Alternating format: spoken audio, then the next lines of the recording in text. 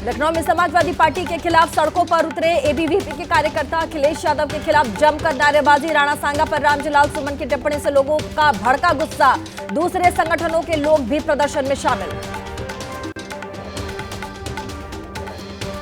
वीर योद्धा राणा सांगा को गद्दार कहने पर राज्यसभा में हुआ जबरदस्त हंगामा। मल्लिकार्जुन खड़गे ने उठाया समाजवादी पार्टी के सांसद रामजीलाल सुमन के घर तोड़फोड़ का मुद्दा। पूछा, तोड़फोड़ करना यहाँ की कानून व्यवस्था है? बोले, संविधान नहीं देता किसी का घर जलाने की इजाजत।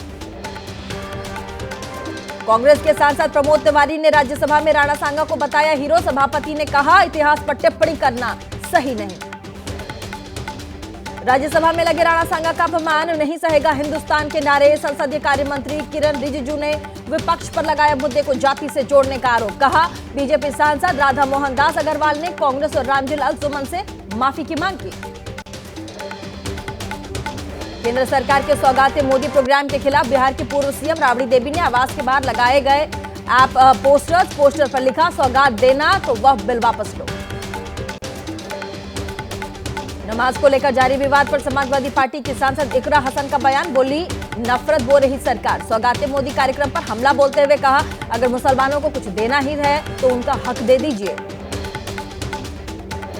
संभल में अलविदा नमाज को लेकर अलर्ट मोड पर पुलिस प्रशासन। संवेदनशील हालात को देखते हुए 3 स्तरीय सुरक्षा लागू किया गया। 11 जोन 28 सेक्टर्स में पूरे विभाग को बांटा गया। पैक की 10 कंपनी के साथ आरएएफ भी तैनात किया गया।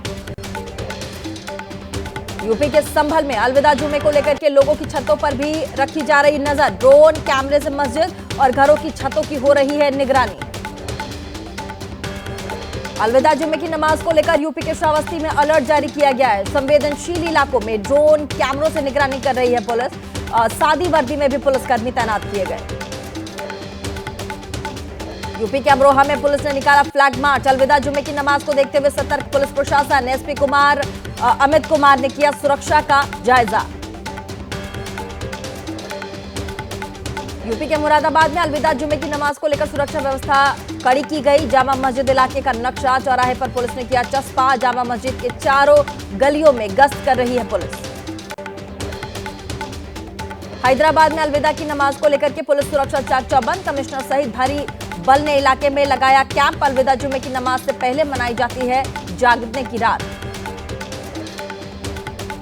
नमाज के पवित्र महीने का आखिरी जुमा आज होगा। देश भर की मस्जिदों में आज पढ़ी जाएगी अलविदा जुमे की नमाज। दिल्ली समेत देश भर में सुरक्षा के पुख्ता और कड़े इंतजाम किए गए। लखनऊ में रमजान के आखिरी जुमे को देखते हुए पुलिस प्रशासन अलर्ट। संवेदनशील इलाकों में पुलिस रख रही है नजर। ईद को देखते हुए पुलिस का कई जगहों पर फ्लैग मार्च भी, सीसीटीवी और ड्रोन से रखी जा रही है निगरानी। मेरठ में भी जुमे की अलविदा नमाज के लिए पुलिस प्रशासन की तैयारी पूरी। संवेदनशील इलाकों पर पुलिस कर रही है पैनी नजर। वहीं पीएससी समेत भारी तादाद में पुलिस फोर्स तैनात किया गया। यूपी के झांसी में भी अलविदा नमाज को लेकर सड़क पर उतरा पुलिस प्रशासन। एसपी सिटी के साथ पुलिस के जवानों ने किया फ्लैग मार्च। कई इलाकों में हालात का जायजा लिया। All India Muslim personal law board के सेक्रेटरी मौलाना फजलू रहीम की अपील, वक्फ संशोधन बिल के खिलाफ हाथ में काली पट्टी बांधकर पढ़ी जाए अलविदा जुमे की नमाज। हरियाणा सरकार ने ईद की छुट्टी को किया गैजेटेड हॉलीडे की लिस्ट में से बाहर। अनुसूची 2 के तहत 31 मार्च को प्रतिबंधित अवकाश की अधिसूचना की जारी। फाइनेंशियल ईयर क्लोजिंग का हवाला दिया। हरियाणा सरकार के फैसले पर बोले मुख्यमंत्री नायब सिंह सैनी। कहा, फैसले को नहीं बनाया जाना चाहिए मुद्दा। बोले, अगर कोई छुट्टी लेना चाहता है तो उस पर नहीं है कोई भी पाबंदी। दिल्ली विधानसभा में नेता प्रतिपक्ष आतोशी ने दिल्ली सरकार के एस्टिमेटेड टैक्स रेवेन्यू में 20% बढ़ोतरी के दावे को बताया फर्जी। कहा, असली टैक्स रेवेन्यू 5000 करोड़ से कम होगा। बोलियां अरविंद केजरीवाल ने मुनाफे की सरकार चलाई थी। आतिशी ने दिल्ली सरकार के बजट को भी बताया जुमला। सार्वजनिक संपत्ति अधिनियम उल्लंघन मामले में दिल्ली पुलिस ने आम आदमी पार्टी के संयोजक अरविंद केजरीवाल पर एफआईआर दर्ज की है। साथ ही पुलिस ने एफआईआर की जानकारी राउज एवेन्यू कोर्ट को भी दी है। जनता के पैसे का गलत इस्तेमाल मामले में कोर्ट ने ही दिल्ली पुलिस को दिया था एफआईआर दर्ज करने का आदेश। वहीं 18 अप्रैल को होगी मामले की पूरी सुनवाई। केरल के वायनाड में लोकसभा सांसद प्रियंका गांधी ने हाविनहाल ग्राम पंचायत में कई विकास परियोजनाओं का शिलान्यास किया है। कार्यक्रम को प्रियंका ने किया संबोधित। आज प्रियंका का वायनाड दौरा दूसरे दिन का होगा। 7 अप्रैल को बिहार के दौरे पर जाएंगे कांग्रेस सांसद राहुल गांधी। पटना में संविधान सुरक्षा सम्मेलन को करेंगे संबोधित। कन्हैया कुमार की यात्रा में भी हो सकते हैं शामिल। कांग्रेस की बैठक में राहुल गांधी ने बीजेपी आरएसएस को बताया जोंक। कहा आरएसएस का मतलब तानाशाही, कमजोरों का दमन। कांग्रेस का मतलब सभी के साथ समान व्यवहार। लखनऊ में फूड पॉइजनिंग से बीमार बच्चों का सीएम योगी ने जाना हाल। लोक बंधु अस्पताल में बच्चों का चल रहा इलाज। फूड पॉइजनिंग के 4 बच्चों को हो चुकी थी मौत। लंदन के ऑक्सफोर्ड यूनिवर्सिटी में भाषण के दौरान लेफ्ट छात्र संगठन ने किया ममता का विरोध। आरजी कर और भ्रष्टाचार के मुद्दे पर लहराए बैनर्स। ममता बोली केंद्र के पास है केस, वो समाज के हर वर्ग के लिए करती हैं काम। लंदन में ममता के विरोध पर बीजेपी सांसद सौमित्र खान का तंज। कहा ममता बनर्जी भारत का विकास चाहती ही नहीं, वो मानसिक रूप से नहीं है भारतीय, खुद को पश्चिम बंगाल की प्रधानमंत्री समझती हैं।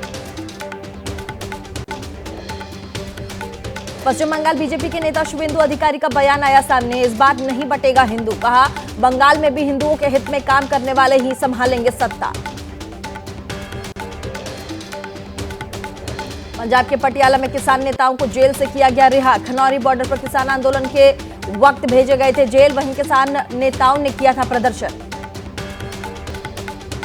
बिहार के दरभंगा में एक गांव के सैकड़ों घरों में लगी आग। गांव में अफरा तफरी का माहौल। घर पर सामान, जानवरों का चारा जलकर खाक। सैकड़ों लोग बेघर हुए। यूपी के अमरोहा में रुई बनाने वाली फैक्ट्री में लगी आग। फायर की टीम ने मौके पर पहुंचकर आग पर पाया काबू। शॉर्ट सर्किट बताया जा रहा है आग लगने का कारण। तेलंगाना के नालगोंडा में महात्मा गांधी विश्वविद्यालय के परिसर में लगी आग। फायर की टीम ने आग पर पाया काबू। वहीं आग से विश्वविद्यालय की संपत्ति को पहुंचा है नुकसान। दिल्ली के बुराड़ी में बिजली कटौती से परेशान लोगों ने बिजली विभाग के खिलाफ प्रदर्शन किया। बाहरी दिल्ली रिंग रोड को जाम कर जताया अपना गुस्सा। जम्मू कश्मीर के कठुआ से सुफैन गांव में आतंकियों के खिलाफ सुरक्षा बलों का ज्वाइंट ऑपरेशन। माता बाला सुंदरी की पहाड़ियों पर चप्पे चप्पे को खंगाल रहे सुरक्षाकर्मी। अब तक 2 आतंकी किए गए ढेर। बिहार के दरभंगा में प्रेम प्रसंग के चलते शिक्षक की हत्या का मामला। प्रिंसिपल पर शिक्षक की हत्या कराए जाने का आरोप है। पुलिस ने प्रिंसिपल सहित 7 आरोपियों को गिरफ्तार किया। 2 अवैध असहला भी बरामद किए।